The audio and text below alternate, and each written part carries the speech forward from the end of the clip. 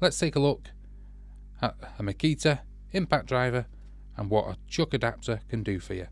So you can see here, this is a chuck adapter with a hex cutout. What you do, pull it out, put it in like that so it's nice and in. And now what this has done is converted your impact driver into a sort of drill. It's not got the capabilities of what a drill has, like there's no torque settings or anything like that. However, you can now add any bit into the chuck here and then use it as a drill of sorts. It's worth having if you have no drill bits with the hex cut out like this. What it'll allow you to do is utilize all your bits what don't have the hex cut out.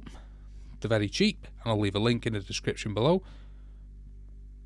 Let us know if you're using a chuck adapter on your impact driver and how you're getting on with them. So hopefully it's just a quick video of what a chuck adapter can do with the Makita impact driver.